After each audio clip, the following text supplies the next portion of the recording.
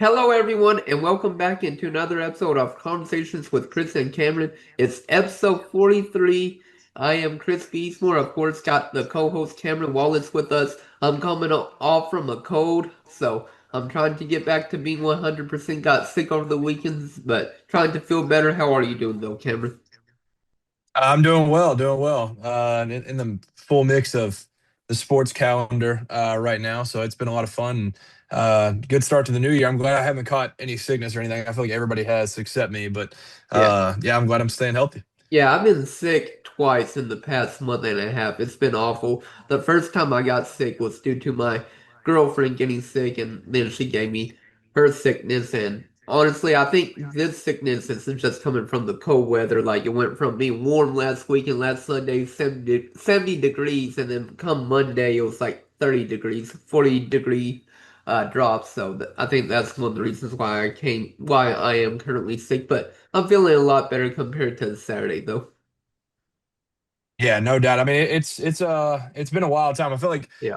especially with coaching and everything, like half our team's gotten sick. I feel like it's been absolutely brutal. But yeah, it's that time of the year and that type of season that everybody just gets it. So, so far so good, but got to knock on wood, make sure I don't get it. Yeah, just like the Taylor Swift song would. Yeah.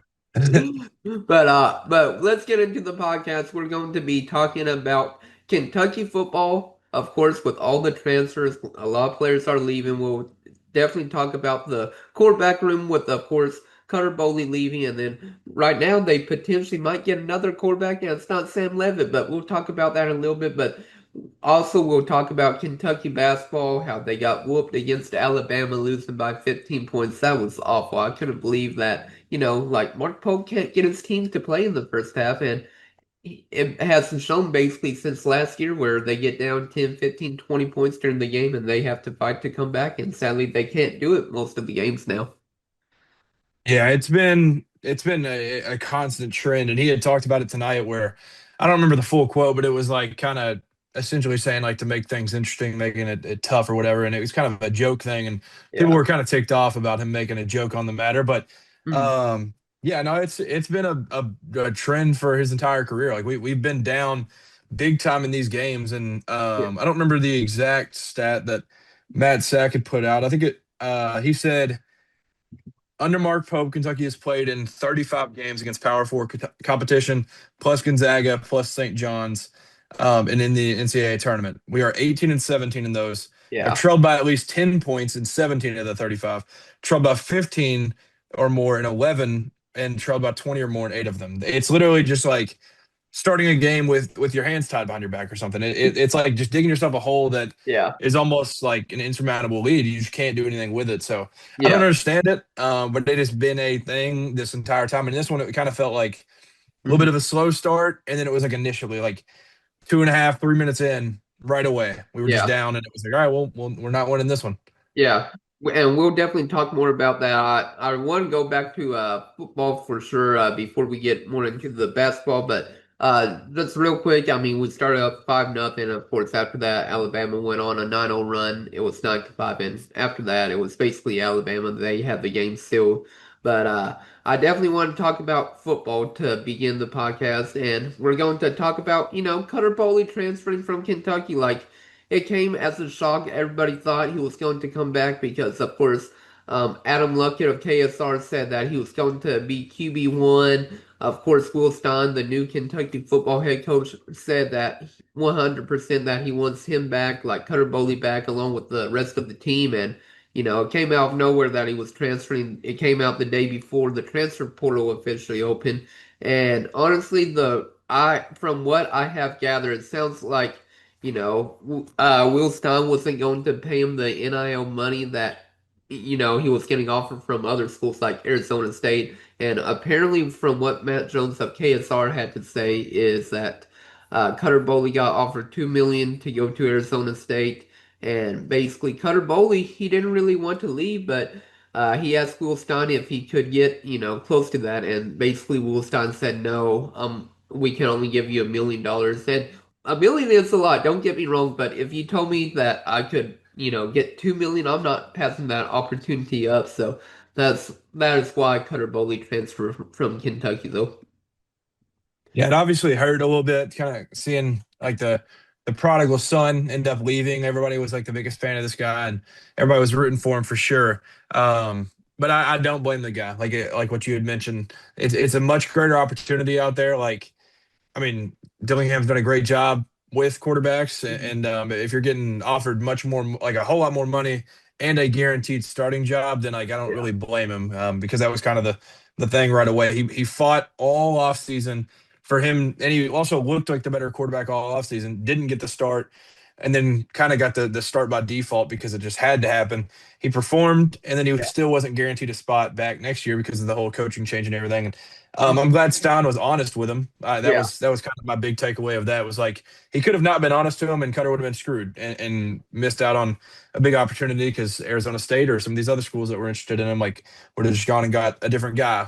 Yeah. So I will be rooting for Cutter out there. I know it's been a controversial thing. Some people said that no, he's not true blue.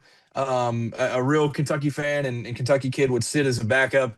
It's easy for you to say from sitting at home or sitting at work and seeing these things. But when you're in the kid's shoes, you have a very limited amount of time to prove yourself to get it to the next level. Yeah. You're getting told you're probably going to be fighting for a QB1 spot or getting another guy brought in that's going to be better than you right away. And you kind of bet on yourself, go out there and I mean, they've already landed a good receiver. He's going to have weapons around him, and they're Yeah. going to have a lot of fun out there in the Big 12. So I think it's a good decision for him.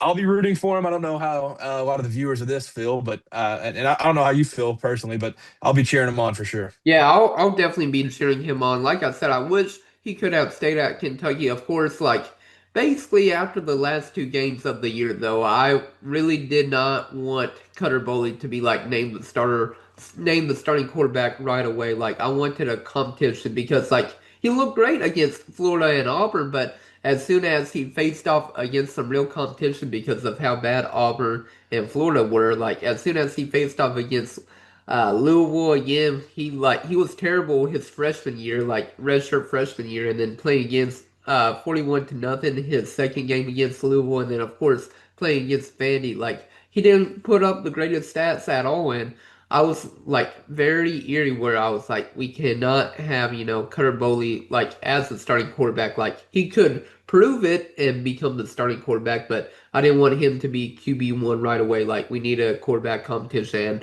I'm happy that Will Stein is at least trying to bring in some competition. Hopefully find a QB1. Yeah, no doubt. I definitely wanted a competition. I didn't want it to just be given to Cutter. Um, and I mean, Stein's been very out there with like his mentality on all these things, like saying rent is due every day. Like nothing's gonna be, I mean, any handouts around here. Like he's gonna make people earn it. And that's exactly what he did. And he went and he was upfront with Cutter about it. But like you mentioned, going to get like one of our own, and we're gonna have our own battle. It's not gonna be given to anybody, but no matter who we bring in, it's gonna be tough, and they're gonna have to earn their way through camp and everything. But I'm very, very confident in who they get. Like earlier today, I had seen somebody say, please don't be Michael Van Buren. Don't go get Michael Van Buren and Yeah, stuff. And I was like, all right. I mean, yeah, and I remember him from Mississippi State. He was a little bit of fun there, and then he goes to LSU's backup, all this stuff. And I was like, personally, I don't care who this staff goes and gets. For that example, I'd said I don't care if they go get my great uncle. I'm yeah, going to trust them that they believe that that is the best man available for the job. I don't care who they get. If it's somebody's grandma, I don't care who's the QB1. It's that staff that put their trust in that yeah, person to go be our QB1. So I was like, I mean, there's the ones that I would prefer, but they also get paid a whole lot more to coach football and know a whole lot more about the game than I yeah. do. So I'm just kind of like, whatever they think is best, go do it. Yeah, but there was one quarterback that I did not want Kentucky to get, and that was UC's transfer quarterback, Brendan Sorsby. I really don't think he looked that great. The only reason why I know a lot about him is because my girlfriend went to UC, and she's a big UC fan, so when we're not watching UK on Saturdays, we're watching UC play instead. So I was not a big fan of Sorsby. Of course, he's going to Texas Tech. One of the reasons why UK was in the hunt for Sam Levin, and they still are. That's another quarterback. Everybody was talking about over the weekend that UK and Arizona State could have a quarterback trade going on, which would be the second in history. I forgot about the first one with Nico Amaliva, and then Joey Aguilar, where Aguilar went to Tennessee, Nico Amaliva went to UCLA. So I was like, wow, this is going to be the second trade in college football history. But right now, like I said, it doesn't look like that's going to happen. It looks like Sam Leavitt might actually be going to LSU. And like I said, I was surprised by what Matt Jones said this morning on KSR, where, like I said, he mentioned earlier that at first it was down between UK and Texas Tech to land Leavitt, and basically would have Levitt wanted to go to UK, like even though Tech offered him more money, he was going to choose UK over Texas Tech. But now LSU is in the picture; they have money, and of course Lane Kiffin, he's an offensive genius, like quarterback whisper, like he's one of the best head coaches out there. And I'm saying to myself, how can he turn down Lane Kiffin with all the success he has had? Yeah, no doubt. I do want to jump back. You never liked Sorsby? No, I was never a fan of Swordsby, bro. Really? Hey, because Yeah, he was 27-5 touchdown interception ratio, 2,800 passing, um, almost 600 rushing, and 11th in the country in QBR. yeah. He won him a lot of games. I mean, I always liked him. I didn't know if I didn't think he was worth the rumored asking price, but I mean, No, I feel like it's I think it's a substantial upgrade from what they had this year. I Baron Morton was pretty good throughout the year, but like once the competition stepped up a little bit, he stepped down. I think it's an upgrade from Morton, so I think it's all they could really ask for. I just felt like he could not read the field. Like that's my honest opinion. Like I felt like what he was asking for was way too much in the transfer portal. Like you were saying, like 5 million. I just did not think he was the greatest quarterback from the games I've watched. It just felt like I said he couldn't read the field, especially like the very first game of the year against Nebraska when he threw that game-sealing interception at the end. Yeah, yeah. I mean, I can see that he had some kind of boneheaded plays for sure, but Yeah, yeah, I always liked him. But like you had brought up though, the whole Sam Levitt thing, like there hadn't even really been a prediction come out for it yet, but like just lining up all the dots because of who we're predicted to get now, and just reading the tea leaves here, he's probably going to be at LSU. And like you said, you can't really blame him because of what Lane Kiffin's done in yeah, recent years with quarterbacks in college. But then I was also thinking like the fact that we're in this year one with Stein is like crazy. Like he gets here and has a 2-day visit with the number one quarterback transfer, which also I will say as a overall, I like Sorsby, I like Levitt a whole lot, but the whole time I was like, man, like this top two feels a lot down from what we've seen in yeah, the past. I just kind of right, felt like over the years, like we've seen some dogs go yeah, in the and be at the top of the portal, and I was saying that before this whole thing even happened. Like even if we got him, I was like, man, I hope he stays healthy and just kind of just ends up being a whole lot better than what some people think he may be. But overall, though, I think like Sam Levitt, the best is gonna be able to be brought out of him by Lane Kiffin for sure. Like Will Stein, you could tell that they love talking. And I mean they spent 2 days together for a reason. They watched and countless minutes and hours of film. And had a great visit and everything, but at the end of the day, you go down there and see Death Valley. It almost dang near doubles our stadium capacity. It feels like football is a religion down yeah. there. Like that those people are football crazy. And yeah, he's just like a lot of his favorite quarterbacks over the years. Hmm. Like it's just kind of it makes sense for Lane to go get him, and also after the Sorsby thing happening, you could tell LSU made him priority number one. Like that was kind of the thing where you had brought up that Matt Jones said that if it was a Texas Tech Kentucky battle, we were going to land Levitt. But Yeah, then once they shift all their focus there, and the only rumor was like maybe Ty Simpson enters and all yeah, this jazz, but like it just makes a whole lot of sense for him to go and be LSU's next quarterback with what he's done in the last few years. And I saw a lot of LSU fans talking on Twitter saying that the last Arizona State transfer worked out pretty well when they went there with Jaden Daniels. So yeah, good for them. yeah, And I'm still very, very optimistic and happy about who we'll end up getting, which yeah, is likely who we'll get. I don't think it's official yet. I yeah. don't We'll have talk my about that. notifications on, but Yeah. yeah. Yeah, we'll definitely talk about that. But no, I mean, the only hope for UK fans, like you were saying, was uh, for LSU to either get Ty Simpson, which he hasn't entered, the transfer portal. He's still making a decision. But I was reading online today that he's leaning more towards going to the NFL draft and transferring or returning to Alabama, which would make sense, like he overall performed very well. But if I were Ty Simpson, I feel like it would be good to have a complete reset and transfer if he is returning to college football. Like I said, my opinion and everything, but if I was Ty Simpson, I just feel like it would be good to have a reset. The only other quarterback that I thought LSU might go after would be, of course, Trinidad. You cannot forget about him. He came into Ole Miss, Trinidad Jamblins, and I thought maybe you could transfer to LSU to follow, his old head coach Lane Kiffin there, but it looks like he's going to stay committed to Ole Miss if he can get another year of eligibility. Of course, he's applying for that sixth year right now because it looks like he might get it because of his injuries he has had in the past. But it'll be interesting to see. But like if UK, doesn't get Sam Levitt, it's not the end of the world. Like I know UK fans, they were freaking out saying, "Oh my gosh, if we don't get Sam Levitt, what are we going to do?" I'm like, Will Stein has so many backup options. Like if you don't hit on your first, you're going to hit on your second, third, or fourth option.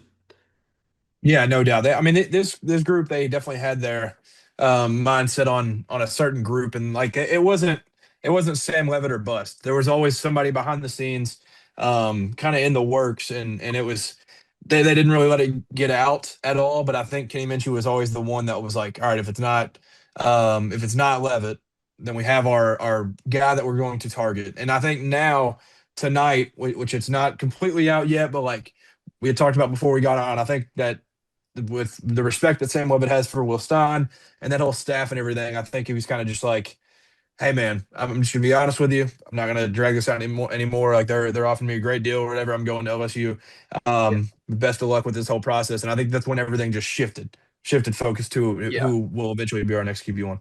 And it is official, so we're going to finally talk about it. I know we should have probably mentioned it earlier in the podcast. Our apologies, but it is official. Kentucky football, they have landed their next QB. They have decided not to wait on Sam Levitt because, like he still could commit to LSU, but they have moved on from him and they have now officially gotten the Notre Dame transfer quarterback, Kenny Minchey. Kenny Minchey was originally committed to Nebraska earlier this week, but I feel like, Will Stein was like, we need a QB. We can't wait on Levitt. Might as well get him. And I mean, I feel pretty solid about Kenny Minchey coming from Notre Dame. Like, I feel like it's a solid pickup.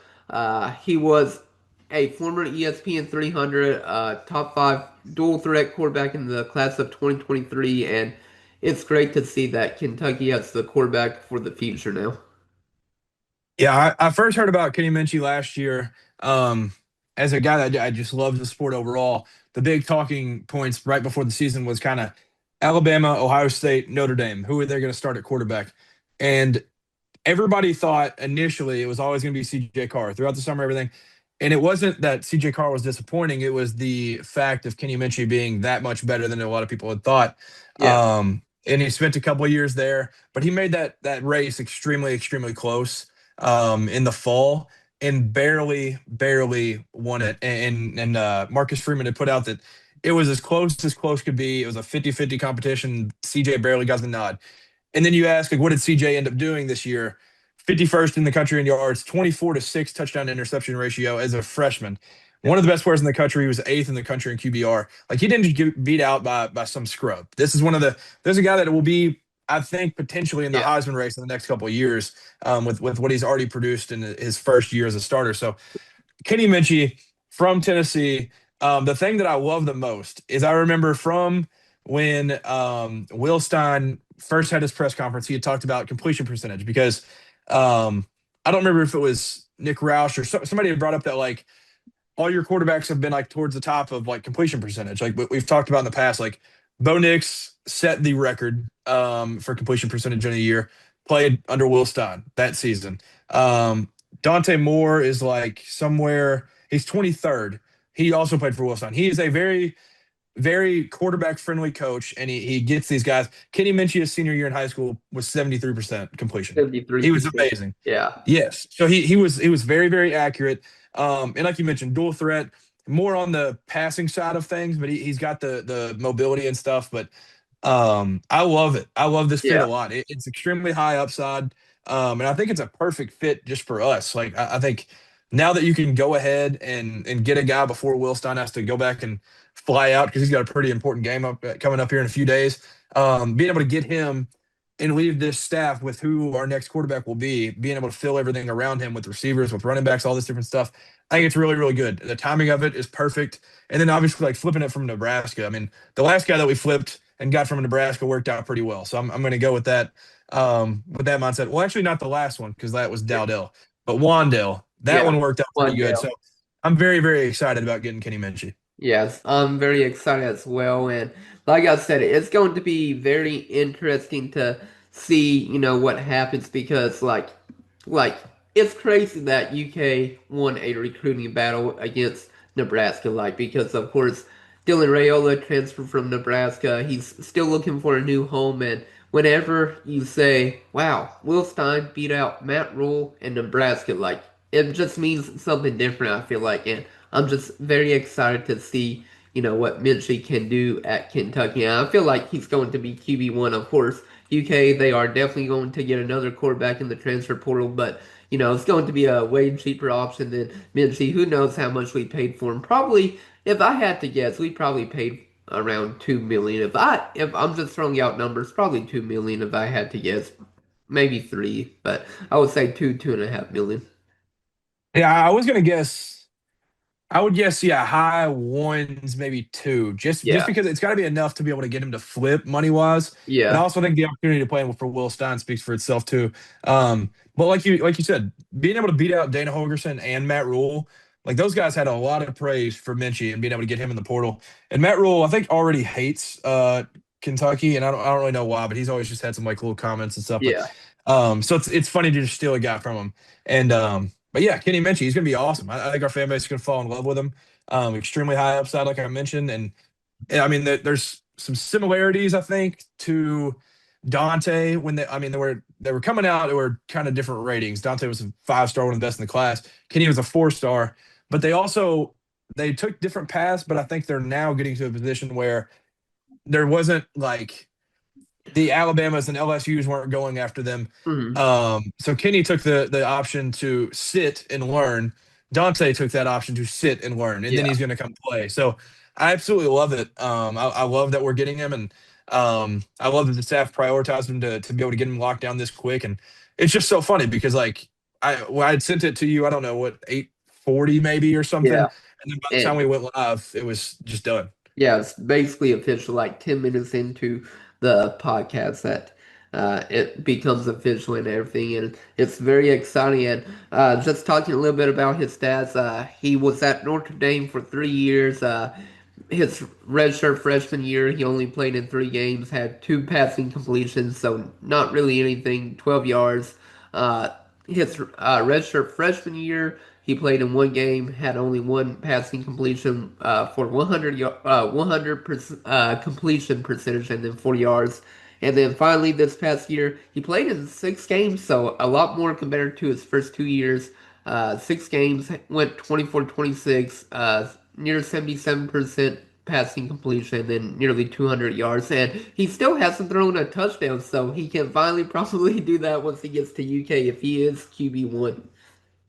Yeah, I'm sure he'll definitely get that checked off. And for all the people that are wondering like why he's been in college 3 years and hasn't played, well, you got to think about Sam Hartman was Sam the Hartman. starter Yeah. his first year.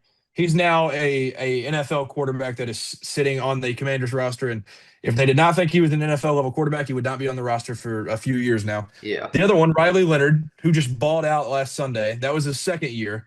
So then this was really the first year where it was like, okay, maybe he becomes a starter. CJ Carr, his grandpa is an absolute legend of the game with the whole Michigan stuff. And like he loses this job. The first two, I was kind of like, all right. I mean, Riley Leonard was one of the best transfers in the portal. He Yeah. wasn't going to start as a true freshman at Notre Dame. So, I mean, this was really the first year that I think he could have started. And when he did play, I mean, 20 for 26 with 196 is pretty good. So I'll take that. And obviously running for 84 and running a touch shows his legs and the capability to be able to run it a little bit. So I'm excited about it. I absolutely love it. He's got Yeah. good Yeah. size, And good like, frame. Yeah, and I'm excited also for him to be a dual threat quarterback. I feel like Will Stein can actually get the most out of that because we all were excited whenever Brock Vandagriff committed to Kentucky. Of course, a former five-star from Georgia. He didn't really get any playing time there, transferred to Kentucky, didn't have a great year at UK. Of course, he had one more year of eligibility for college sports, for college football. Instead of deciding to return to UK or transfer again, he decided to retire from the game of football and move on with his life. And we all thought he was going to be great with the dual threat quarterback, but sadly he wasn't. He got a lot of injuries while at UK, sadly, and of course that's probably one of the reasons why he did retire. But I'm excited to see what this new staff can do with Minchey being a dual threat quarterback. Yeah, now it's fun too because like obviously Leavitt would have been a whole lot of fun. Like getting a huge splash right away would have been awesome. But that I don't really want to know what the paycheck looks like that LSU is about to give him. Yeah, I'm gonna guess it's probably 6 mil. yeah, Like if he's the one that they prioritize and they want to make sure they get him over Kentucky, I think it's going to take a hefty check. And the rumors were that UK had kind of upped it close to 5, if not at 5. So I hmm think LSU is definitely guaranteeing that. But like we mentioned, he's probably getting 2 mil, two and a yeah, half mil maybe for Kenny Minchey to come to UK. So like you have options to go get studs. I mean, feed the studs. yeah. Be That's the the stud. thing. Go get studs to put around them. And I'm sure we'll talk about some of these other guys that hmm we're hoping we can land soon. But like we've already got Darby coming in. I'm excited to see who else we can get Yeah, portal wise with the receiver. We got a really good receiver on campus right now as we do this mhm, podcast. So yeah. I'm very, very excited about it. Yeah, I'm very excited about it too. I mean, we'll talk about some other commitments for Kentucky football as well, but I also want to talk about another player that was on UK's campus over the weekend, Texas running back CJ Baxter. Like, I would love to get him if he does commit to UK. And, right now for him, my only worries or concerns with CJ Baxter is just his injury history. Like, he was great his true freshman year, but the past 2 years at Texas, he has been dealing with ongoing injuries, and he hasn't been really healthy. And that's all I really want from him. And that was also one of my main concerns for UK whenever they were going after Sam Leavitt. Of course, Leavitt was basically injured all year, had a foot injury, played only 7 games for Arizona State this past year. And like I said, it was my main concern if we got Leavitt and Baxter together that they could both potentially be injured the whole year or whatever it might be if they got injured again. Yeah, no doubt. No, the one thing with Baxter, I think people were getting worried about him going to Colorado here in a Yeah, couple of days, Colorado. but I hmm think Colorado's got one or two running backs already committed, and I think the reason he's going out there is Brennan Marion, who is the Colorado offensive coordinator. He was, I believe, the recruiter of Baxter when he was there, and I think that's why DeAndre Moore is also making that visit. So I think like the Texas ties are the reason they're just going out there. And obviously he's going to be like the RB1 wherever he goes, but I don't know. I don't necessarily see Colorado as the biggest threat. Now this might come back to bite Yeah, me in the butt, and I could be wrong, but I feel like Kentucky's still in a really, really good spot for him, just off of what I mean, all these guys at KSR have been killing it, but just off of what they've put out with Nick Roush and Adam Luckett and Jacob Polachek and all these guys, yeah. like it seems like Kentucky's in a very, very good spot right now. Yeah, they definitely feel like they are in a good spot. And like I said, CJ Baxter and then of course Minchie, like both of those, like it's going to be great if we can both get both of them in the backfield. Of course, Minchie, passing it out to Baxter in the backfield, having some halfback flip screens or whatever it might be. But I'm very excited to see what both of them can do. Yeah, no doubt. And also, I do just want to mention this because I don't know if you had this kind of in your notes, but we were just talking about quarterbacks, so I just wanted to bring this up. Um, Landon Clark was I think you had kind of hinted at like there possibly being like a competition and everything. Like Landon Clark, I think is the one that the staff likes a lot. He just had his redshirt freshman year at Elon. He Yeah, threw for 2,300, 18 to 8 touchdown interception ratio, 614 yards on the ground with 11 touchdowns. I think he'd be a great competitor and yeah, backup option to Kenny Minchey, and maybe a guy that you can kind of just grow in the program and keep around for a while, and maybe here in a couple of years he's the starter and has a big role. But there's just always something about like when a dude has the humility to know that they're legit and they could go somewhere and start, but they go sit to learn under somebody that you're always that like that dude in my mind. Yeah, Like I would just love that. What Dante Moore did, that's what I've always like called it now. It's just the Dante Moore method. But going to sit and have that humility is yeah. just an awesome thing. So I would love to get Landon Clark, who's on campus today, Monday, January 5th. So if we can Yeah. lock him down, get him as a backup and keep Matt Ponatoski and maybe keep him from going to the draft for MLB, like that'd be one heck of a QB room for Will Stein's first year. Hey, if he's getting paid both from football and baseball, might as well, like stay in college if he's getting paid by both programs.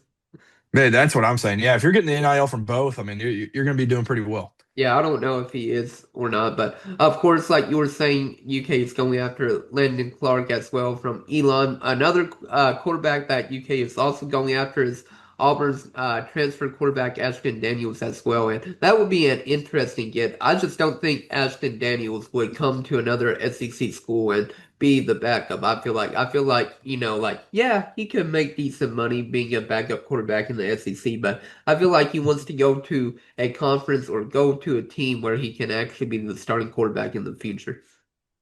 Yeah, for sure. I completely agree with that. And I think that's best for him. And I think that's probably what he would be here is like a guy that maybe competes or something in camp, but I don't think he would be the starter overall. Yeah. Um, but yeah, I'm very excited about what the QB room looks like potentially if we can get Landon Clark as kind of a backup because there's some youth with it too. Like you mentioned, what Kenny Minchey is a redshirt sophomore now. Uh, So I mean he's got a couple years left. yeah, he'll have 2 years coming to UK. Yeah, so I mean, you get a couple years with him. I think year one he'll be good, but especially year two if you can have a second year with Kenny Minchey. Yeah, and I feel like that will work out with Matt Ponatowski's development if he decides to stay at UK and decides to stay committed for the Kentucky football program. Of course, he is more serious and interested in baseball, but if he can make a living out football, you might as well do that. But I mean, I feel like that would be perfect because then he will be a redshirt sophomore if he wants to, if he does get the starting quarterback position come his redshirt sophomore year because he'll be at UK for 2 years. He'll be a redshirt freshman, and then come his redshirt sophomore year, he could be the starter, and then of course replace Minchey. Yeah, I definitely agree. It would line up perfect to be able to get that whole situation lined up, and I think Ponatoski would definitely like that kind of method because he can kind of focus on baseball right away, where you can make a huge impact as a freshman Yeah. initially, and then kind of learn through the system for a couple of years and end up being the starter one day. Yep, and hopefully he will be. But those are the two main players, though, that UK is focusing on with the quarterback room, of course, other than Sam Levitt, but of course also Landon Clark and Ashton Daniels. But let's talk a little bit about the running back room right now. Of course, we mentioned CJ Baxter. He was coming from Texas, former five-star talent. But let's also talk about Javante Barnes. He is an Oklahoma transfer received the first visit on Sunday. He also has trips to LSU and Arkansas on the horizon. So SEC schools. He averaged about 10 carries a game as a freshman and junior, but opted to redshirt during his fourth season at Oklahoma to get one more crack at college football elsewhere. So that's another player that UK is looking at in the running back room. Yeah, I would absolutely love that pickup for sure. And obviously, you see the teams that the caliber of teams that he's going to go visit also. So getting Barnes would be huge, and it's also kind of a humility thing, but maybe just like I know that I've got more snaps in me and everything, and Mhm. I think that could be one thing that maybe limits us. But I mean, if you love the staff and you love the system and Yeah. everything, then you'll get your touches for sure. So I think like the staff is definitely going to want to go with like multiple running backs. It's kind of like the Mhm. Will Stein way. Yeah. I think, I mean, at Oregon this year, you'd have like five running backs getting touches a game. I don't know if it'll be like that many right away year one.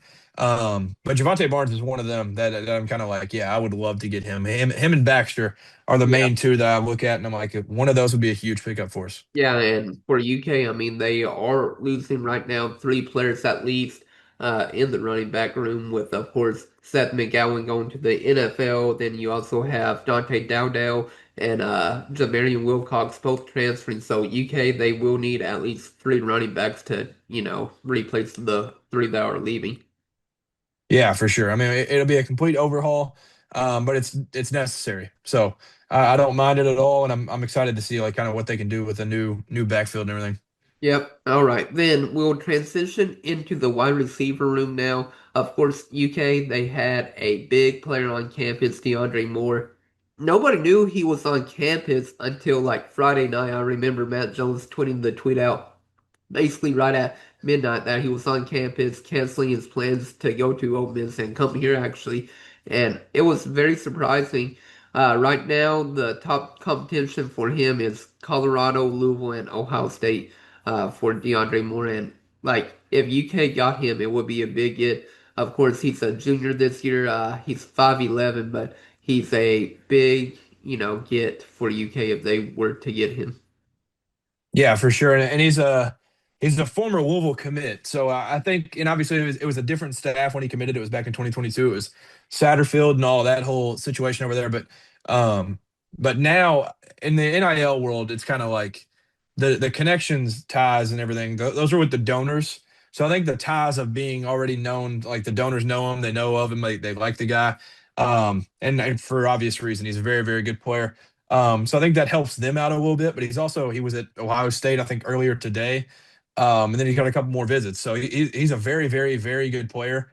He was really good at Texas for a couple of years, and he was kind of their two to Ryan Wingo. But I mean, he was one of the best playmakers in the entire country. So Yeah, obviously, he would be huge. And like you mentioned, the whole Matt Jones thing that was so wild because I didn't even think we were going after him ever. yeah, And then midnight strikes, and they're like, "Oh yeah, he's on campus, by the way." And then he yeah, posted some great pictures that we kind of rolled out the red carpet, it felt like, for him, getting him a lot of great flicks and everything right away. But Mhm. he'd be a huge get, and he'd be Yeah, kind of the big fish. Obviously, the whole Leavitt sweepstakes now, like maybe that's kind of over. DeAndre Moore would be the yeah. one that I would look at now and say, like, man, how in the world did we land that guy year one? Yeah, I definitely agree with you on that. And then talking a little bit about a couple of other wide receivers that we have, Malcolm Simmons, Auburn transfer, another former four-star talent. He was a consistent contributor, really showed his talent with Hugh Freeze once he was fired and everything. But Arkansas did get the first visit for him. Texas A&M is also expected to get a visit from him, but he is an explosive playmaker and one of the players that UK should possibly potentially get. Like he would be a big get as well. Yeah, for sure. I mean, he had 908 receiving yards in 2 seasons with Auburn, and five receiving touchdowns in that time. So, and I mean, we played them last year, so I think UK fans are very, very understanding of how poor that offense was this year. And this guy was a spark in it. So it's kind of one of those things where it's an elite, like it's a diamond in the rough type of thing. Like I don't know if you all uh, know exactly what I'm referring to, but if you're on Twitter enough and you kind of live online, then you'll know exactly. But there's a Bugatti parked at a kind of Yeah, trailer home type thing. Like yeah, that's what it I felt know what like with you're like talking about. Malcolm Simmons and Cam Coleman at Auburn this year to me. Like those guys were just like elite on a team that couldn't really move the ball on offense. Yeah, and I know what you're talking about with that meme. It's pretty funny, but like I said, Malcolm Simmons, like you were saying, is the diamond in the rough for Auburn because Auburn just had a terrible offense under Hugh Freeze, and they definitely got better after he got fired. But enough talking about the wide receiver room. Let's talk about the offensive line. UK, of course, they got a big commitment today with Coleton Price coming from Baylor. He is the number one center according to 24/7 Sports, and he's just a big boy. Like he is. It says he is 6'3", 280 pounds on three, but I think he's more like 6'3", 300 plus pounds from the images I've seen from him. I don't feel like on three has updated their stats on him. No, man, that brother is huge, and Yeah, he's the number one interior offensive lineman, but the yeah, fifth overall. Like it is an absolute yeah, massive, massive, massive pickup. And especially like I don't think for people that like didn't play football or something, I don't think people realize like how important a center is to a team. So yeah, it's very telling that they went out and made sure they got their center right away, and it was the one right there. Getting Colton Price, man, that's my yeah, favorite pickup so far. Which now getting Kenny Minchey it might be second, just because QB1's kind of a very yeah. interesting get. But Colton Price, man, what a dog! What an What a absolute dog. dog! He's Yeah, huge. Going to be very, very good for us, and you kind of got to redo the O line with everybody leaving. So, what a massive pickup. Yeah, it was definitely a massive pickup, and I feel like he's going to be way better than Jagger Berton. Not trying to throw him underneath the bus or anything, but Berton, he wasn't the greatest for UK. He had, a lot of false starts and holding penalties and everything, and like I really wanted to like cheer for him, but it was just a struggle bus with him. Yeah, it wasn't super easy with him. But obviously, I mean, you could see during the years with the Big Blue Wall when we had a really good center that was kind of the best teams. So Yeah, it's like a during very, very, Kennard. very important position. So I'm excited for it. Yeah, like during Kennard for sure. Well, he was a tackle though, wasn't he? Wasn't he a Tackle. left tackle? Yeah, I thought he was a center at one point. Maybe Well, it was Drake Jackson was our center for a while, and yeah, then Landon Young. I think he played center in the NFL a little bit. yeah. He played with the Panthers. I remember him and I think Tavion Wallace teamed up. Yeah. Yeah, I mean, the center position is extremely, extremely important. Like, I mean, when Drake Jackson was in there holding it down, that was a very, very strong front that we had Yeah, those years. yeah. I meant to say Trevin Wallace. Tavion Wallace. We just also got his commitment to UK. We'll talk about that, but I think Trevin Wallace and Lyndon Young, like you were saying, they played together with the Panthers. Yeah, I know. Landon Young, I know, has been around for a little bit Yeah, in New Orleans because yeah, he's figured out a good little career down there. yeah.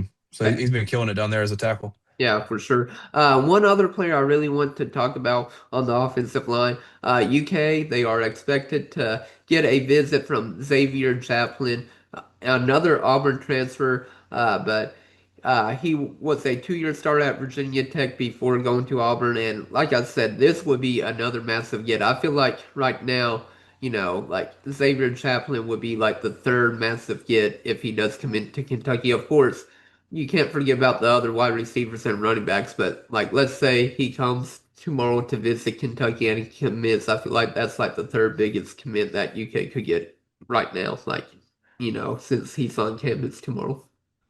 Oh yeah, yeah, he would be massive. He's the 10th rated offensive line in the portal. Yeah. One of the best offensive tackles in the country, and he was kind of a big man holding it down for Auburn this year. When they were decent on offense, he was kind of one of the dudes in the trenches holding it down. So I think he'd be massive for us. And just before we move on from any other go to any other position, hats off to Cutter Leftwich. Like he's Yeah. absolutely Kind of killed it. Getting Coleton Price one, but getting all these other dudes on campus that I feel like, I mean, in the Schwarman era when we had the Big Blue Wall, it was kind of like, yeah, we'll get these offensive guys, but these guys haven't really visited the last few years.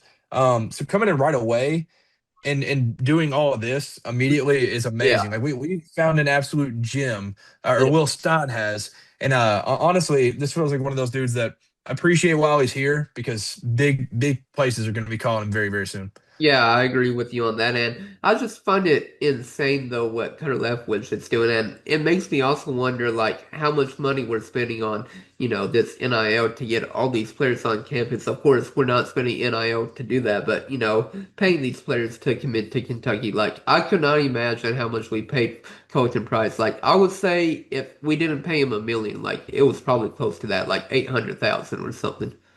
Yeah, I would guess he's getting paid well.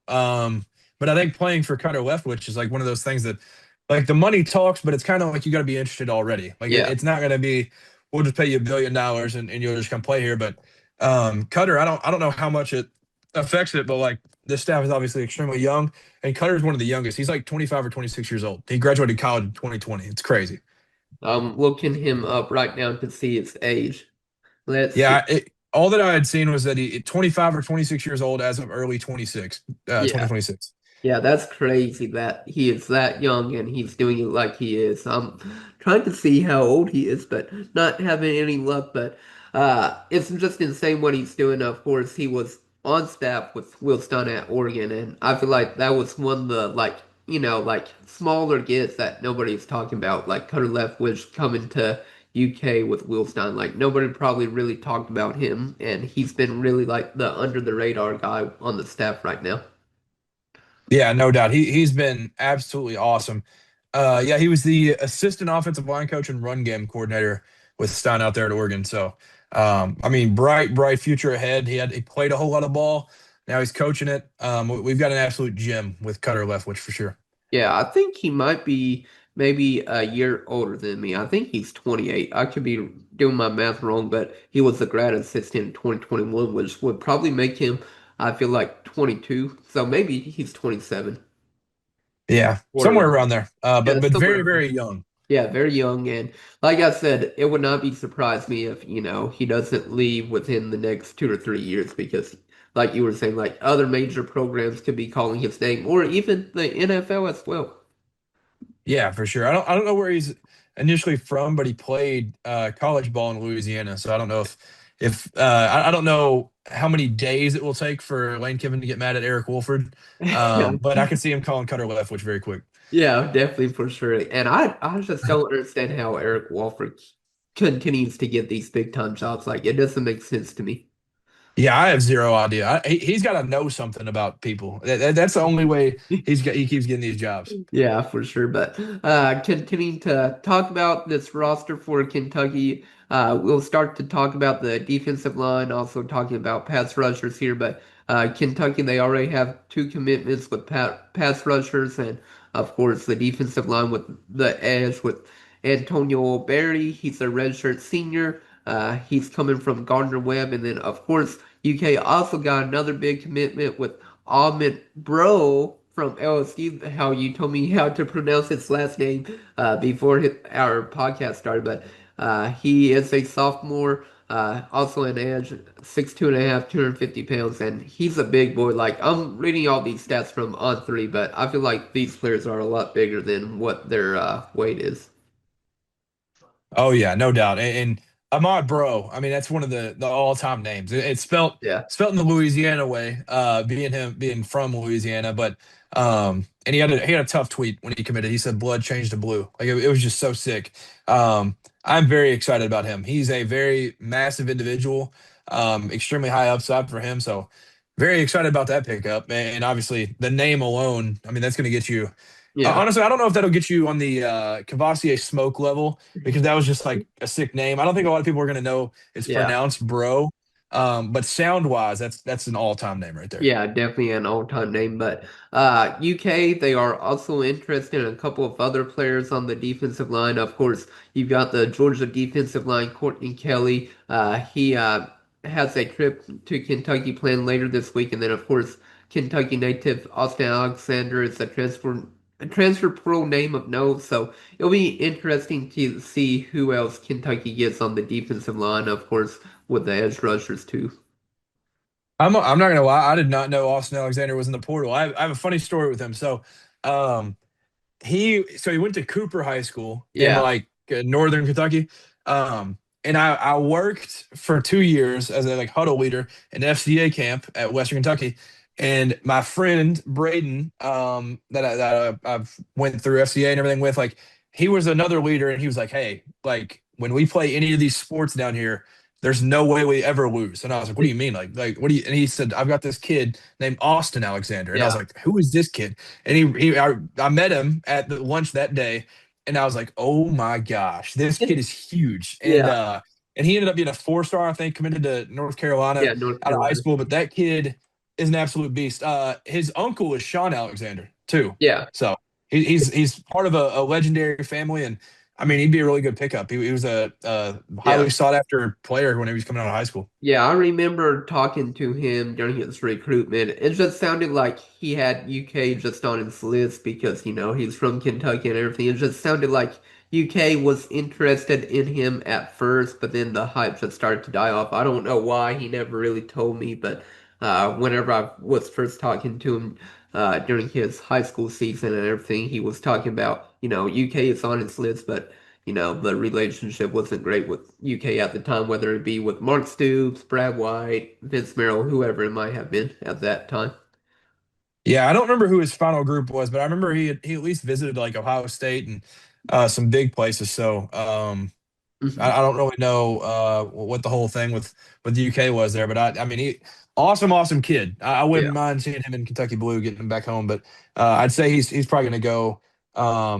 I would imagine he'll probably go somewhere else just because like what you mentioned wasn't super interested out of high school. I mean, it's different, completely different staff now, so Yeah. maybe he's got some interest, but we'll see.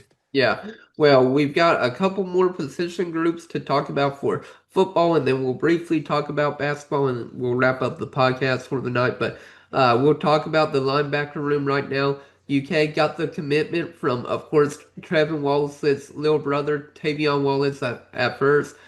He committed to Arkansas. He played there. He was only a freshman this past year.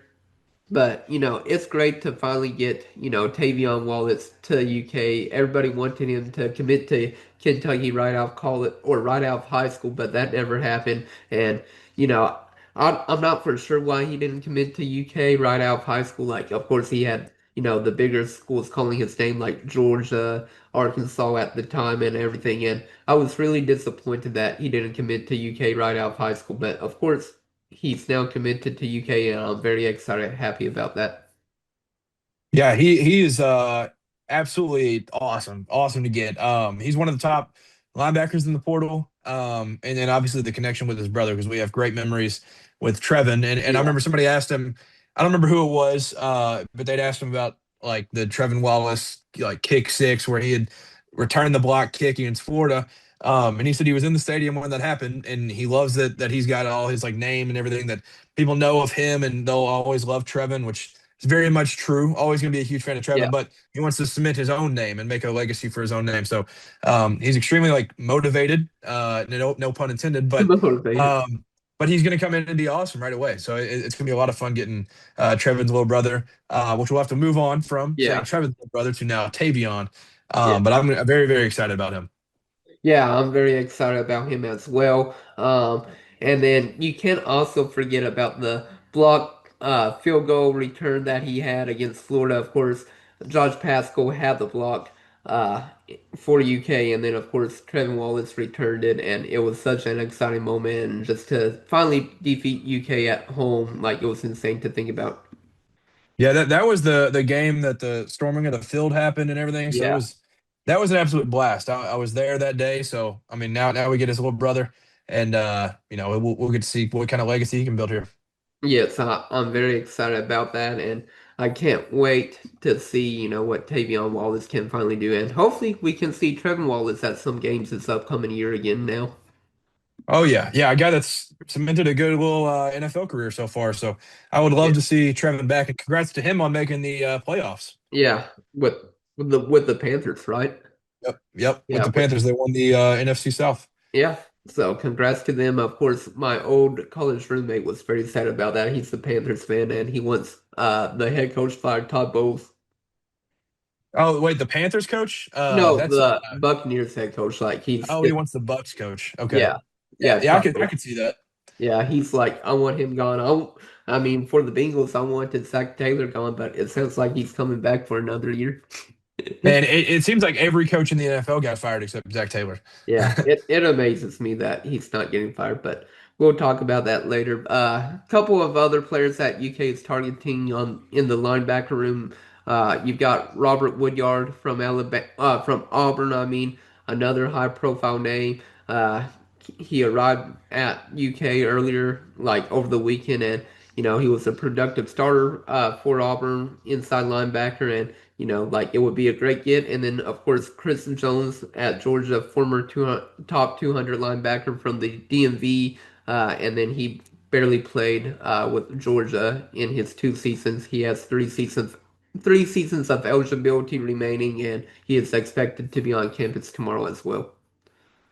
Yeah, man, that duo right there, those are the ninth or 10th ranked linebackers in the transfer portal in 24/7. So the one that I really focused on was like Robert Woodyard. You're telling me we get another linebacker with the last name Woodyard? I'm taking that every single day of the week. I don't care how good he is, but he also happens to be extremely good. So Yeah. he was really good. I think Auburn tried very hard to keep him, but Mhm. he decided to hit the road and travel elsewhere. I think he'd be a massive pickup for us. Yeah, it would definitely be a massive get. And right now, I mean, Will Stein isn't messing around. He's going after these big name players at these big schools, and hopefully it pans out where UK, like, of course, UK won't lend them all, but hopefully UK can land at least, 5 or 6 stars, I feel like, and then, try to get real valuable players from there. Like, of course, UK doesn't have all the money in the world with NIL. Like, of course, you probably hear about Ohio State where they have like $30 million to spend on NIL and football, or Texas or something like that. Probably UK, I would have had to guess. They probably have anywhere between like 20 to 25 million to spend, I feel like, on this year's roster, which is still pretty good.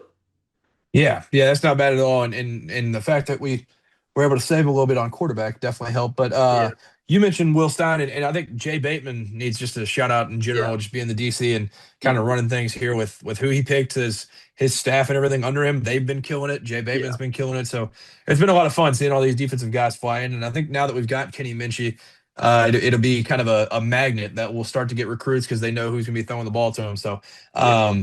I mean, the defensive side, they're starting to load up, and obviously we've mentioned they're in the run for a couple different guys Mhm. still. And I don't know if you were going to talk about it. Hasaan Sykes, he kind Yeah, of I was about tricked to Illinois. get get talking about that. Of course, he committed to Kentucky, defensive back, and everybody thought he was going to go to Illinois, but at the very last second, UK pulled it out. They were able to flip his commitment. Well, he never actually committed to Illinois, but all the insiders were saying that he was going to go there. He ended up committing to Kentucky. I believe that was on Sunday night. So last night, and it was a big get because everybody was expecting him to go there instead of UK. Yeah, no doubt. It was. I mean, shout out to ESP Zen.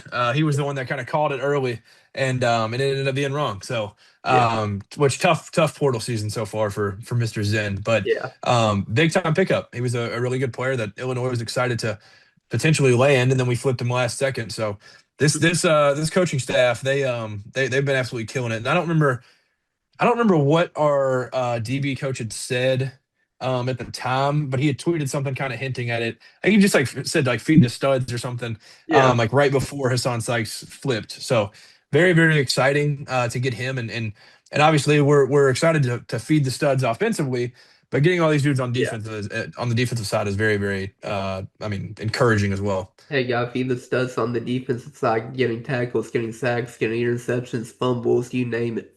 Yeah, no doubt, no Yeah. doubt.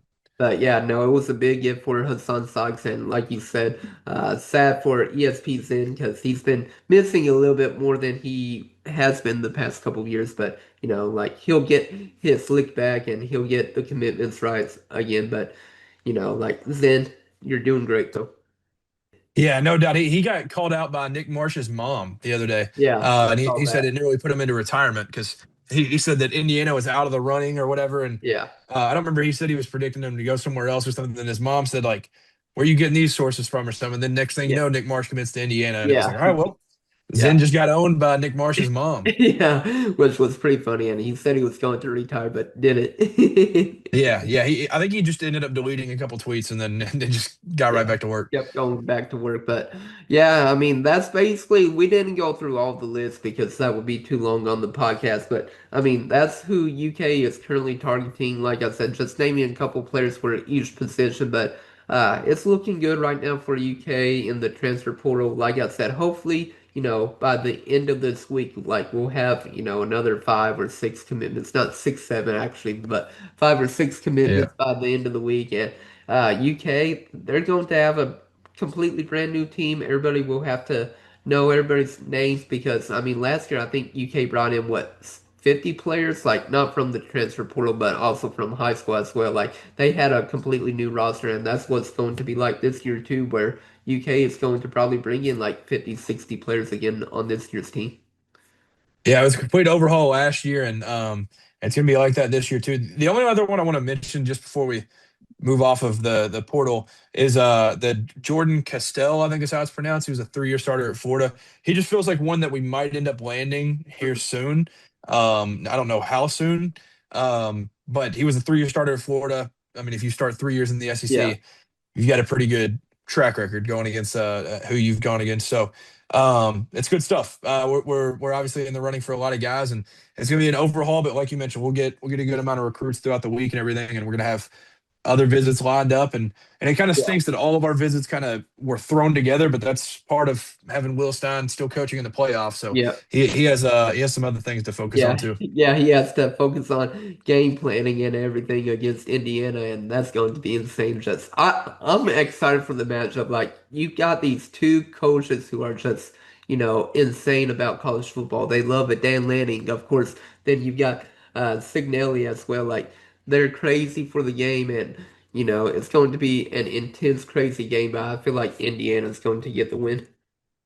Yeah, I mean Lanning and Signetti are two of the best in the country, but Yeah, I don't know if you've been seeing just like across the whole sport and everything of college football, Indiana's getting anybody they want. Like yeah, this they this is are. just the start of it, which is Yeah. terrifying to think about. Yep. And everybody was saying that Indiana wasn't going to be back in the college football playoffs. They just had that 1 year magical run last year, and they're back in the college football playoffs. They're in the semifinals. They have a chance to go to the finals. Like, they are back, and they're going to continue to be back under Kurt, and he's doing amazing there. I will say I was everybody. When you said everybody was saying they wouldn't be in the playoff, I was like, last year was kind of like they were there because of schedule. Like the Big Ten's gotten this huge, massive conference. They ended up not playing. They played at Ohio State, but I don't think they played Michigan, Penn State, or Oregon Yeah, in the regular season. So it's kind of like, all right, well, they got there by default. They went 11-1, didn't have to play in the Big Ten championship. They just got there by default. But then I was like, this year they actually have to play. They got to go to Oregon. They got to play a little bit better competition overall. So I was like, oh, they're not yeah, going to make it. No way. And then they haven't yeah. lost. So They it's manhandled a, everybody. yeah, that I mean they're just beating the brakes off of everybody they play. There's 38-3 Alabama. Like it's so Yeah, crazy seeing them go from the losingest program in college football history to now one of the most dominant teams we've ever seen. yeah. With what are they 14-0 now, 15-0? I think they're 15-0 because they won their college football. No, 14-0 I think because they're they 14. yeah, because they only have played one game in the college football playoffs, so it should be 14-0. Yeah, yeah. So they have the opportunity to be the first team to ever go 16-0. Yeah, and could you imagine though the over under for Indiana this past year for wins was 8.5. Could you imagine if you just hammered the over on that? Like, you would be raining money right now. Yeah, see, this year I was just looking at their schedule, but like you said, I mean, you'd be mega rich. Yeah, But they played Illinois, who is expected to be very good. good. They were 9 at the time. They played at Iowa, who was very good. They were like 8-4, 9-3. At Oregon, at Penn State, which all these in the preseason we were like, oh gosh, dude, there's Yeah, no way. So honestly, 8.5 probably feels right yeah. overall. But man, they have absolutely gone through it without even sweating in some of these games. Yep, I agree with you on that. But real quick, before we transition to talk about basketball briefly, I'm just looking at all of these tweets right now, and so many fans are upset with the pickup with Kenny Minchey. Everybody is saying that UK, they just ran off Cutter Boley, who was a homegrown talent. You could have gotten him back, paid him $2 million because he already has SEC experience. He's been in the SEC for the past 2 years compared to probably paying the same amount for Kenny Minchey, who has not played, too much at all, and he's coming from Notre Dame, which isn't even really in a conference at all or anything, because they're one of the select few schools that aren't in a conference and everything. But so many people are upset, saying like he needs to be QB2. We need a different quarterback. No, Kenny Minchey, he's going to be QB1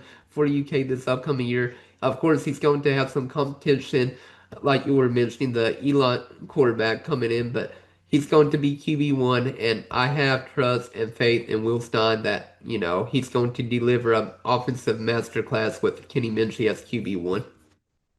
No doubt. And I honestly was expecting to see some of that. And I haven't gotten on any social media, so I haven't seen it yet.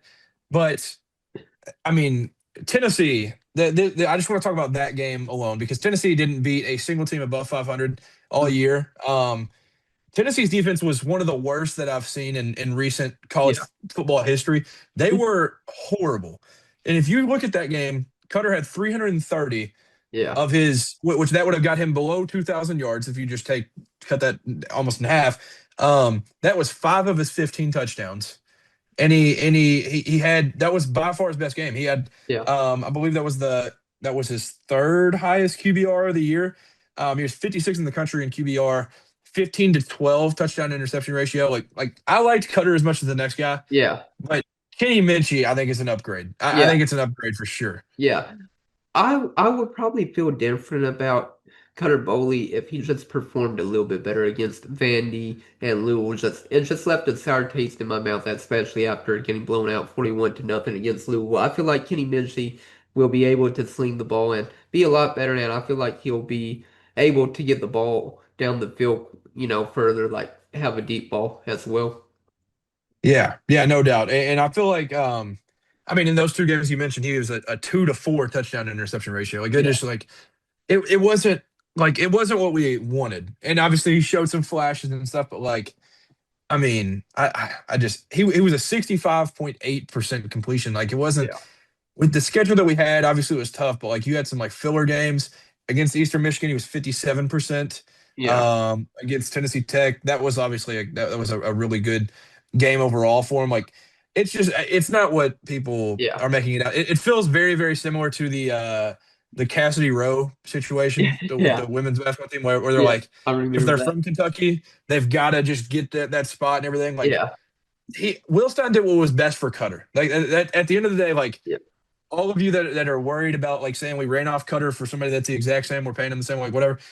Cutter is in the best situation for him. You should Yeah. be able to praise that. And anytime, I don't know about you, but like anytime I see a like just Kentucky kid go elsewhere, I'll still root for him. Yeah. Obviously, Cutter has a different situation where he starts in Kentucky, but like Max Green, for example, he went to Holy Cross. He was from Oldham County, Yeah. went to Holy Cross, transfers to Northwestern. I was like, man, Yeah. that's really awesome. We get to see Yeah. this Kentucky kid from real close to where I live. Hmm. Well, you get to go see him ball out. That's awesome. He Yeah. didn't start at Kentucky, but it's just go root for Cutter at Arizona State. Yeah. It's just one of those situations. Yeah, I agree with you on that. But yeah, so many people are losing their mind. And like you said, the Cassidy Rose situation, I remember I was in Florida whenever that happened. I was like, I need a little vacation. Like, of course, UK just lost to Tennessee in the Sweet 16 at that time. So I took off on a vacation with my girlfriend, got to see my old roommate, Nick, who I was talking about, Buccaneers fan and everything. But yeah, I remember people going off about Cassidy Rose, Kenny Brooks at that time whenever I was in Florida, enjoying my time there. Yeah, hey, you made the one problem. You did the one thing you can't do when you're on vacation. Get on your phone. Oh, get Like, on my phone. yeah, Yeah, you gotta kick the feet up, throw your phone on, do not disturb, and just yeah, enjoy it. yeah. I Yep. definitely agree with you on that. I need to work on that for sure in 2026. But let's stop talking about football. We'll briefly talk about basketball because we're already going over an hour into this podcast. We'll talk about Alabama. We won't probably cover Missouri just because we don't want this podcast too long. But just talking about Alabama quickly. Of course, they got blown out 89-74.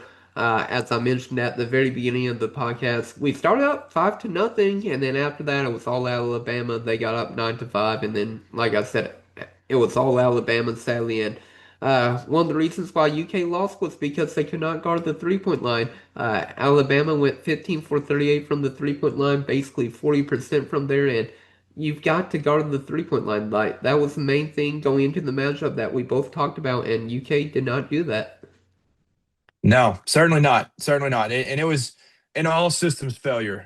Really, Yeah, I feel like you mentioned the good start, and then it was all Alabama, and that's putting it lightly. It was like the score does not indicate what happened. It yeah, was rebounding, toughness, yeah, 3-point shooting, everything that they wanted. It felt like they got. And in this situation where you go into this game where they're missing their best forward, Taylor Bowen, and then yeah, Aiden Sherrill goes out early, it's kind of like this is a recipe for us to be able to dominate the yeah. glass and kill them down low. And what do we go out and do? What would the rebounds battle end up being? It 41 was. 37.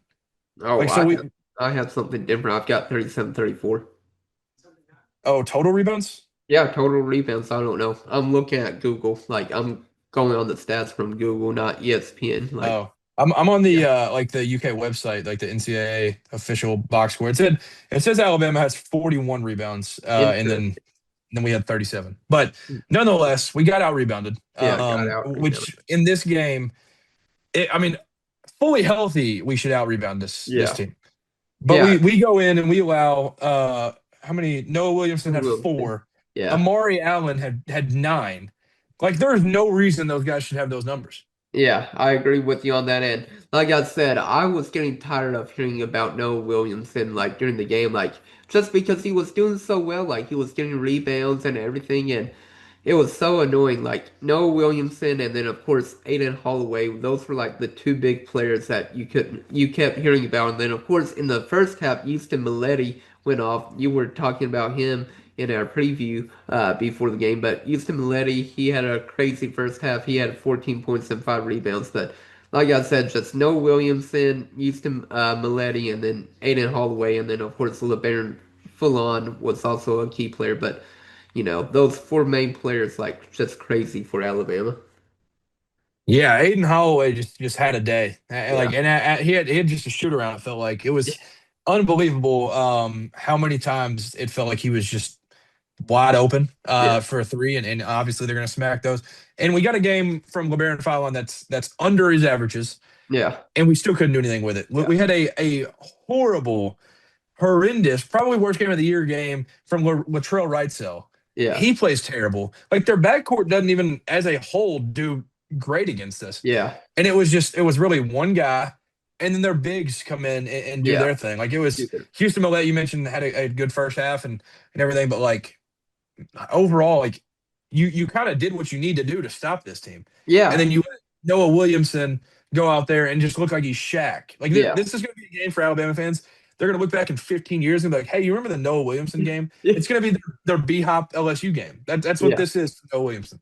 Yeah, and like I said, UK, they should have a better front court than Alabama does. I mean, we have Brandon Garrison, Jaden Coitens, Malachi Marino. Like, on paper, UK, they have a better front court than Alabama does, and they didn't show out. Like, UK's front court was awful, and of course, you even had Jaden Coitens' father attacking, the team online and everything, saying how last year UK was, front court heavy, where, Amari Williams, for instance, had the ball. He was able to score, pass, whatever. But now it's guard heavy where, Jalen Lowe, Otega Away, they're doing all the work for UK. And, right now, Jaden Quaytons didn't do anything. He had six boards and 5 points. And then Brandon Garrison, he had one rebound, 1 point. Malachi Marino, 4 points, 4 rebounds. Like trash. Like, the front court was trash against Alabama, and they need to improve. Yeah, yeah, no doubt. And credit to Malachi Marino, only dude on the team with a positive box score plus minus. That was kind of my whenever I had first looked at the stats like right after the game, I was like, man, like I guess he did have an okay game. Like it still obviously wasn't good. He had 4 and Yeah. 4, but You, Quaintance was, you I mean, can't not forget about Diabate as well. 8 rebounds and 6 points. Like he had an yeah. okay game against his former Yes, team. yeah.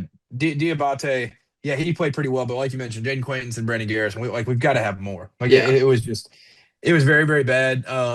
And every sense of the word, like it was just, it was terrible. And yeah, obviously, like when we saw it, like I just don't understand like how Jaden Quaintance can make Zuby Ejiofor look the way he did. Like I don't know if you follow, but St. John they lost to Seton Hall and or no Providence, right? Who did they just Providence. lose to? Okay, but like I don't remember his exact stats. Zuby Ejiofor had like 30, 34 and 16. Like Jaden Quinton shut him down and Yeah, made him look like he never played basketball before. But Noah Williamson is the yeah, one that perform. Like I don't understand. Like is it just not like a mental thing where you're just not fully like prepared, or like the high of being right back to where you wanted to be? Like what is the yeah, problem? I don't understand. yeah, Like he was a minus 20. Now obviously all that's not on him. Like it's not like he wasn't the one stepping out on threes. It was a team effort.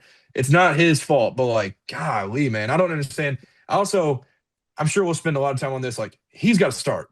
yeah, Quaintance does. yeah. It's brutal. Yeah, I agree. We'll talk about that as well. Jalen Lowe and Jaden Quaintance both should start. I mean, Noah Williamson, he only has a 2 inch height advantage compared to Kentucky or compared to Jaden Quaintance. It says Williamson is 7 foot, 255 pounds, and ESPN has Jaden Quaintance at 6'10", 255 pounds. So they weigh the same, but Williamson has that 2 inch height advantage, and it just amazed me that Quaintance couldn't guard him at all.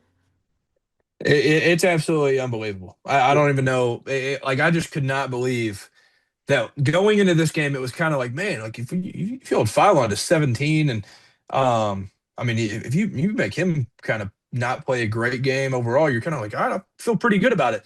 But then you just tell me that like Noah Williamson, who averages like 2-2, goes out and gets 10-4. I mean, that's terrible. That is Yeah. absolutely terrible. And I mean, Nate Oates is now almost like mocking Kentucky in a way because it's become just easy for him. Even with his hands tied behind his back, with his Yeah. front court being out, goes out there and dominates Kentucky. Yeah, I hear you completely. And like I said, for UK, I feel like they need to start Jalen Lowe and Jaden Quaintance in the future. I feel like the starting five, it should be this easy. They didn't play a lot at all. They didn't even play this lineup in the first half. I think they only played this lineup like for 30 seconds in the second half, but they need to just stick with Jalen Lowe, Otego Way, Cam Williams, Mo Diabate, and then Jaden Quaintance.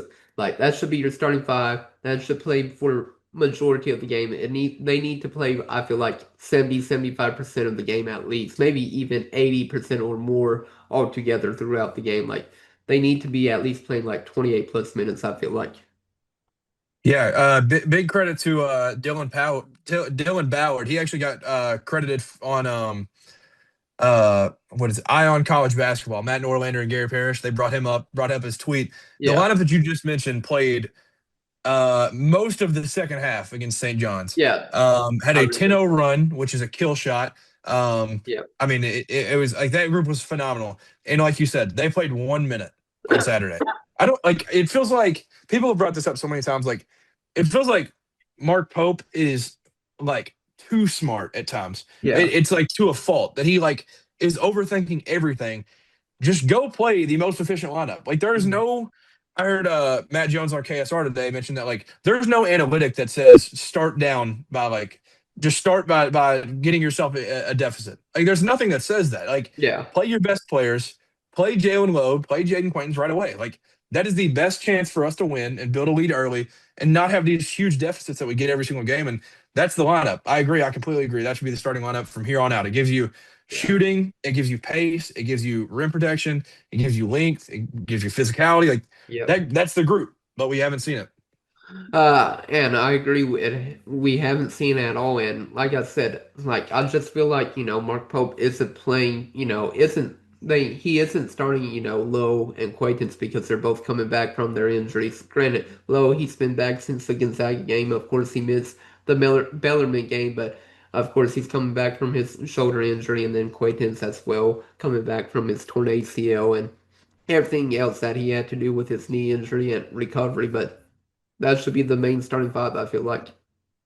Yeah. I mean that should be the core group. Like that group, we've obviously talked a lot this season just about like we're playing too many guys and forcing minutes for a lot of guys. Like also, we haven't even brought him up. Like Jasper Johnson went in and he really just had like one look at a three and got pulled back out.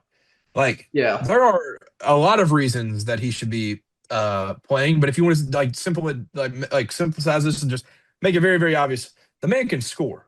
yeah, Like he had 6 minutes. 6 minutes is not enough to get a rhythm, especially in a with a freshman in a true road game, his first SEC game.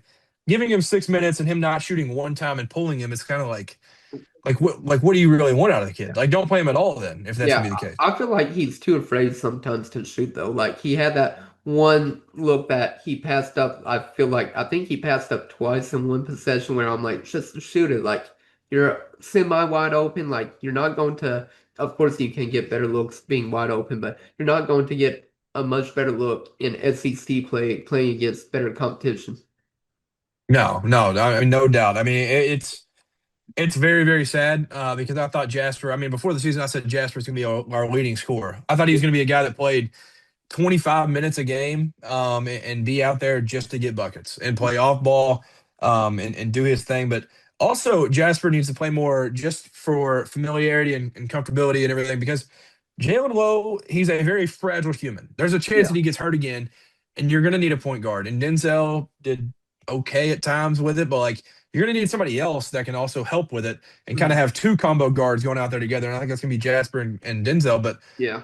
he just doesn't have he's not given the chances. Like I want to see Jasper go out there and get a lot of looks. And obviously he's got to shoot them, like you said. Sometimes he seems a bit scared.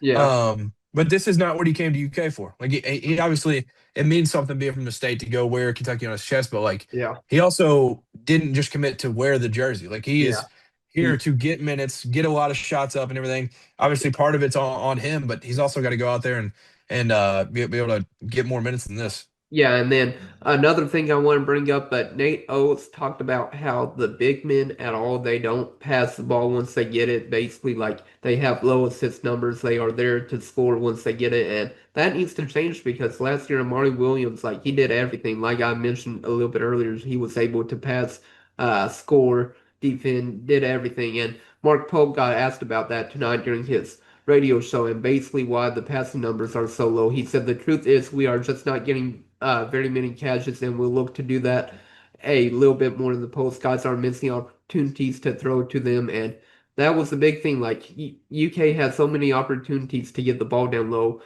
because they had the size matchup, but that didn't happen.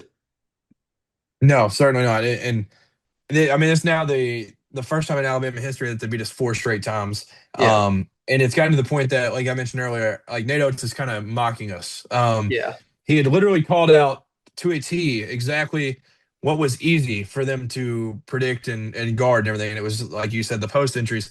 And he said that there was like out of our entire front court, there were like 7 assists all year, and it was like four from one man, three from another, and all yeah, the assists were inflated by bad teams against really good teams. Teams weren't digging enough against us, and we were really just trying to look to score every single time. So they yeah, started to dig, get kickouts. Everything's just completely uncomfortable, and it worked to a T for them. And yeah, they absolutely killed us with it. I mean, he put out the game plan for Missouri, who will play, and so they'll probably yeah, kind of get a sense from that. But it's just I don't know what Mark Pope's like. I don't know what's going on with him right now. Like just yeah, that answer alone is like fine, but some of the other stuff he's just saying right now, I'm just yeah, kind of like, man, like he seems just right after the game he was extremely down, not yeah, Michigan State down, but he was down, and then now I'm just like, what are you saying yeah, that for? Like this, yeah, it's not. This is worrisome. This is scary yeah. territory for Kentucky fans. We're sitting here with 5 losses already at the start of the year. It's just kind of Yeah. it's a bad time right now. Yeah, it is definitely awful 9-5. One other quote I want to point out for Mark Pope, and then we can probably wrap up the podcast for the night unless you have anything else you want to add. But I want to talk about he talked about on his radio show today with Tom Leach, but he was saying that during the film session that coaches and the players are talking right now. Basically, he's saying that we're trying to figure out everybody's story and trying to get all the outside noise, like the agents, family members talking, people talking online. He's trying to block out that noise for the players and the coaching staff right now because everybody's hearing it right now because of how bad UK has been playing this year so far. Yeah, that full quote felt like a lot to say nothing really. Like I was just Yeah, kind of like, what are you saying about this? I don't really understand.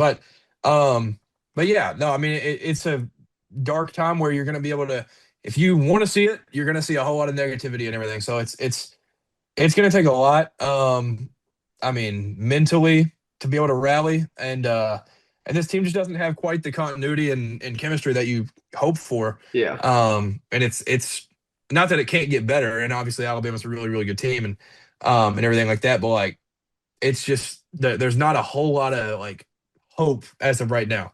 mm, So it's brutal right now, and obviously trying to recreate what this team looks like throughout the year is going to be tough, but I yeah. mean we've got another opportunity coming up soon.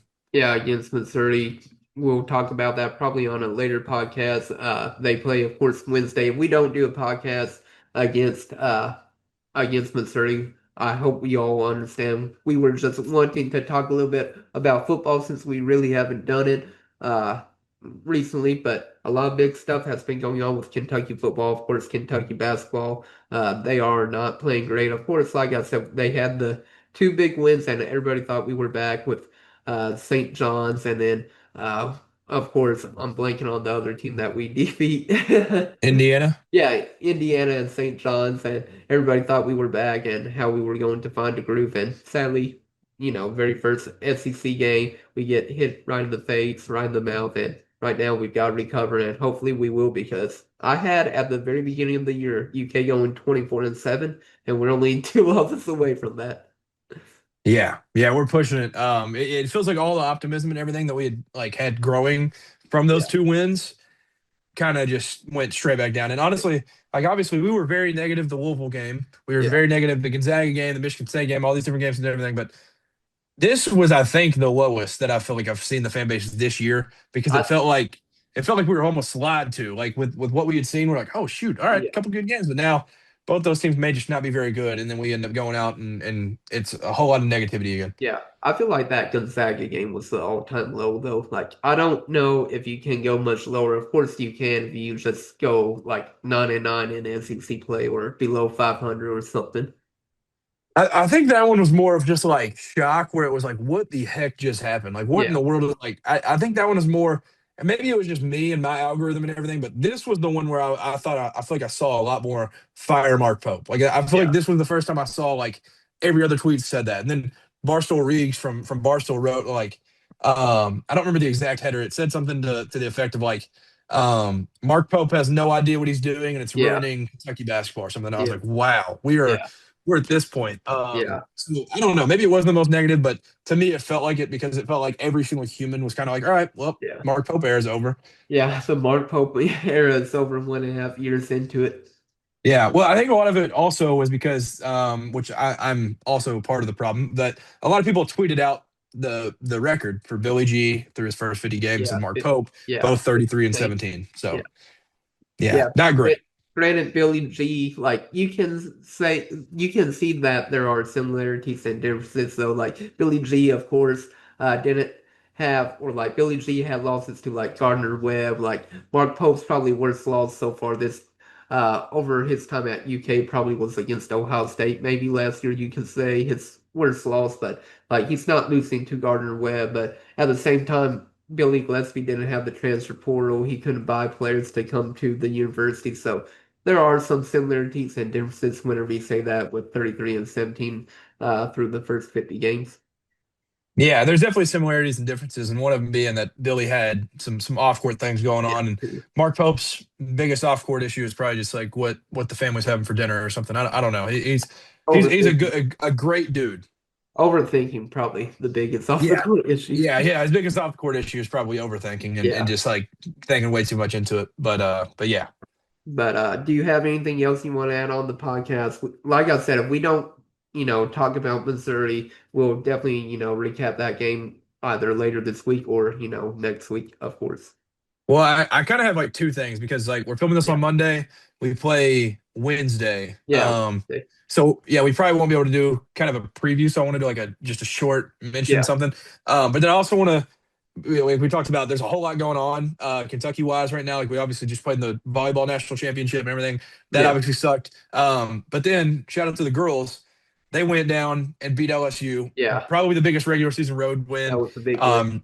in school history for them. So being able to go get that one. I don't know where they were in the new AP poll, but they're very, very high up. And Yeah. so it's a fun time to be able to cheer on the girls because they've been absolutely killing it. Yeah. And They are, I love that they were able to defeat LSU while Lane Kiffin was also being introduced as like the new football head coach. Like he got introduced at halftime and UK came back and won. I think they are number 6 now, yep, UK. they're sixth. They're 15-1, Mhm. sixth in the country right now. Yeah, and like I said, the only negative right now for Kentucky basketball, but she could be coming back soon. Tiani Keys, she got injured in the last game for UK, but Kenny Brooks did have some positive comments, remarks that she could be back sooner rather than later because at first everybody was worried that she could be out for the year. She hurt her elbow, I believe it was. Yeah. Yeah, I think that's correct. But Yeah, yeah, the girls were a lot of fun to follow. They're yeah, very, very good. And then the only thing Missouri was, I just wanted to like mention it just because if somebody's tuning in and they want to like just know something. Mark Mitchell, he's been around for a long time. A lot of people yeah, probably know him. 2 years at Duke, 2 years at Missouri. He's by far their best player. yeah, He's averaging 17 and 5. And he's been really good for them all year. They kind of have a similar roster to what they've had the last few years, but they're good offensively. They average north of like 83 a game. I don't remember the exact number, but they can't guard their shadow. yeah, They're 121st in Ken Palm in defense. So mhm, if we can't yeah, score on them, I know Alabama's not the greatest defensive team in the world either. They are 70 in Yeah, defense. So they're at least a little bit more respectable on the defensive end, and they slowed us down. So I'm hoping that we can score a little bit more in this one and maybe score 80 yeah. plus and go out and win this game on Wednesday. Yeah, and then of course Missouri, all of their losses, it has been awful for them. They lost to Notre Dame 76-71, a game that wasn't even close, 80-60 against Kansas, and then they just got blown out recently against Illinois. They lost 91-48. They did defeat Florida, and I feel like Florida and UK, they are both having like a letdown year after what happened to them last year. But Missouri did defeat Florida 76-74, so they do have a little bit of a plus going into the UK game saying, hey, we just defeated, the defending national championships. Like, let's defeat Kentucky as well. Yeah, no doubt. I mean, they Florida is the definition of disappointing. I mean, they're sitting at 9-5, just like we are. Yeah. But their backcourt, they paid a whole lot more money for their backcourt than we did, Mhm. and they kind of just stink. They Yeah. they're really really bad. So, Yeah, they have fallen like you off of mentioned, cliff. yeah, Missouri just won that one, and I mean they've kind of got Todd Golden's number. They beat him last year too. So, Yeah. big one Wednesday though. It's a one to kind of get back on track, and Yeah. obviously we need to start rolling and pick up some SEC wins because we Yeah. obviously didn't pick up too many important ones in the non-conference. Yeah, I agree with you on that. Like our only two big wins, Indiana and St. John's. It would have been different if we were able to defeat as well Gonzaga and UNC or something, like only having two losses going to SEC play. But UK, they really need to step it up if they want to even get into the NCAA tournament this year. Yeah, no doubt. I'm kind of curious what even our best win outside of Indiana and St. John's would be. Like Uh, a I have no like a clue. maybe Valpo, Maybe Valpo. Nichols. I don't really know. Yeah. It's ugly. Yeah, it's definitely ugly, but hopefully UK can get some wins. Let's wrap up the podcast saying score predictions. I'd say UK will defeat Missouri. They'll finally get their first win of the SEC. I should say, finally, since it's the only second game of the SEC. But I do think UK can get the win since it's at home. I do believe that UK can win, and it's going to be somewhat high scoring. I'll go 78-71 UK, and Otega away is the MVP. He has a crazy game. He goes off for like 18 points, 5 boards, and like 2 steals. Okay, okay. What you said Owe? Yeah, away. Okay. Yeah, I guess we should kind of shout out he had a good game in Alabama. We Yeah, didn't really he talk did. about that. We talked a lot of negative, but Yeah, and then what'd you say for your score? 78-71. 78-71. I'll go I really want to see us get north of 80. Yeah, I'll go 86. I think it gets inflated a little bit towards the end with free throws. And then 86 to 73, a 13-point wow. victory. And a game where we actually kind of feel comfortable doing it. It's at Rupp. You got to defend home court. So it's going to be very, very important. And then I think I'll go with I know coaches don't necessarily see what's online, but maybe one of them saw it and they see the backlash for not playing Cam a whole lot, and Yeah. Cam gets a lot more minutes. And the last time he was at Rupp, had a pretty good game, had 26 points. So I have Cam Williams as my MVP. I think he hits 4 or 5 threes this game, and they're very important ones. Yeah, hopefully you're right about that, and Kim Williams does get a lot more minutes and shows out for UK and Big Blue Nation. Yeah, hopefully Yeah. so. We need that. We need a little spark for him. Yeah, but we'll wrap up the podcast for the night. It was a long one, over an hour and a half, but we appreciate you all watching on YouTube and, of course, listening on Apple Podcasts and Spotify. But this is Chris Beastmore, And Cameron Waddle, signing out. Have a great night. see y'all.